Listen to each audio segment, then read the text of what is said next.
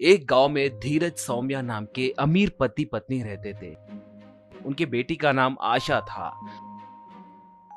आशा को आइसक्रीम्स खाना बहुत पसंद था। आए दिन आइसक्रीम खरीद कर देने के लिए अपने माता पिता को बहुत सताती थी। वो उसे चिप करवाने के लिए आइसक्रीम दिलाते थे।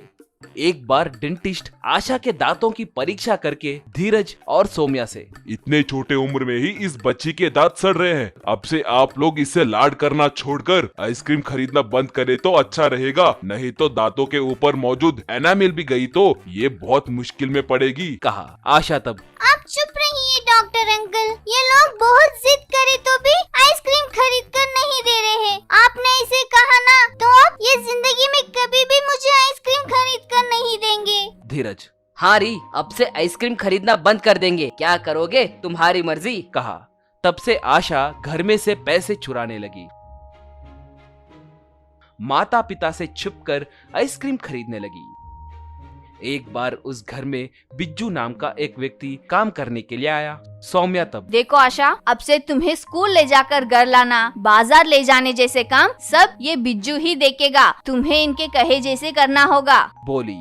आशा अपने मन में, लगता है इस बिज्जू से दोस्ती करनी होगी, सोची। माँ बाप ऑफिस को जाते ही आशा बिज्जू से, बिज्जू अंकल, आप कॉफी पियेंगे क्या? मैं कॉफी बना कर दूंगी, बोली। बिज्जू तब, मैं कॉफी टी नहीं पीता हूँ माँ, सिर्फ बूस्ट कॉम्प्लान ही पीता हूँ। मुझे बचपन से ही आदत है, मेरी माँ आज भी मुझे वही देती है, पता है क्या, कहा। आशा तब, देखने में तो ये एकदम बुद्धू लग रहा है, इसका मतलब मैं इसकी मदद ले सकती हूँ। यूं सोची और बिज्जू को बूस्ट बना कर दी। बिज्जू बूस्ट पीकर, देखने में तुम बहुत अच्छी बच्ची लग रही हो, तुम्हें क्या चाहिए बोलो माँ, पूछा। आशा तब, आप पूछ रहे हो इसीलिए बता रही हूँ अंकल, मुझे एक वेनिला आइसक्रीम दिला सकते हो क्या?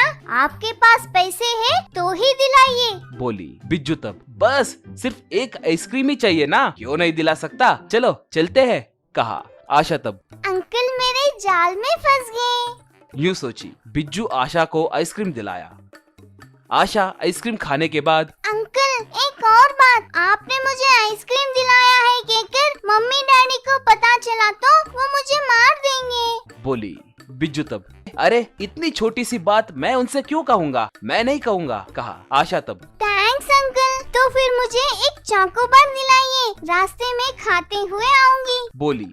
ऐसे आशा बिज्जू को अपने बातों में फंसाकर आए दिन 4-5 आइसक्रीम उससे दिलवाने लगी। उसकी सारी तनख्वाह आशा को आइसक्रीम दिलाने के लिए ही खर्च हो रहे थे। एक तरफ बिज्जू बच्ची को आइसक्रीम दिलाने के लिए मना नहीं कर पा रहा था और दूसरी तरफ उसके माँ बाप को ये बात बता नहीं पा रहा था। एक बार आशा अपनी दोस्त मेघना से, देखा मेरी समझदारी, डॉक्टर मना किए हैं कहकर मेरे मम्मी डैडी मुझे आइसक्रीम दिलाना बंद कर दिए, फिर भी मैं नहीं रुकी, उस बुद्धू बिज्जू को उल्लू बनाकर अच्छे से आइसक्रीम खा रही हूँ, दैट इज आशा, बोली। बिज्जू ने उसकी बातें सुन ली। बिज्जू, ओहो तो ये बात है, अब मैं ये बात मालिक से कहा तो वो मुझे नौकरी से निकाल देंगे। इस बच्ची को आइसक्रीम खरीद कर दिए तो इसके सेहत के लिए अच्छा नहीं होगा, कुछ भी करके इस बच्ची से आइसक्रीम खाने की आदत छुड़वाना है, सोचा।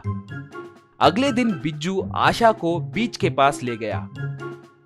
बिज्जू आशा से, तुम्हें आइसक्रीम बहुत पसंद है ना, इसलिए मैंने तुम्हारे लिए एक चैलेंज रखा है। तुम्हें 3 आइसक्रीम्स दूंगा, तुम्हें एक एक आइसक्रीम को 5 मिनट में खाना होगा। अगर तुम उस चैलेंज में जीत गए तो मैं तुम्हें आए दिन 5 आइसक्रीम दिलाऊंगा। अगर तुम हार गए तो जिंदगी में कभी भी आइसक्रीम नहीं खाओगी, ठीक है, कहा। आशा तब, एक आइसक्रीम के लिए 5 मिनट क्यों अंकल, 2 मिनट में खत्म कर दूंगी, मंगवाइए, बोली। बिज्जू तालियां मारते ही 3 लोग 3 जाइंट आइसक्रीम्स लाकर रेत पे रख दिए।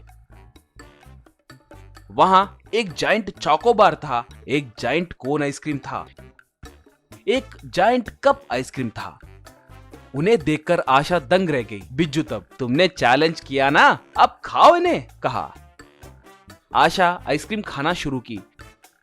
जितना खाए तो भी वो खत्म नहीं हो रहे थे। ऐसे 1 घंटा तक आइसक्रीम खाई, फिर भी वो थोड़ा सा आइसक्रीम ही खा पाई। आशा खाना बंद करके, बाप रे, अब मुझसे नहीं होगा अंकल, मुझे अब इस आइसक्रीम से ही चिढ़ मच गई है। मैं अब से जिंदगी में कभी आइसक्रीम नहीं खाऊंगी, बोली। बिज्जू बहुत खुश हुआ। एक बार धीरज, सौम्या आशा को बाहर ले गए।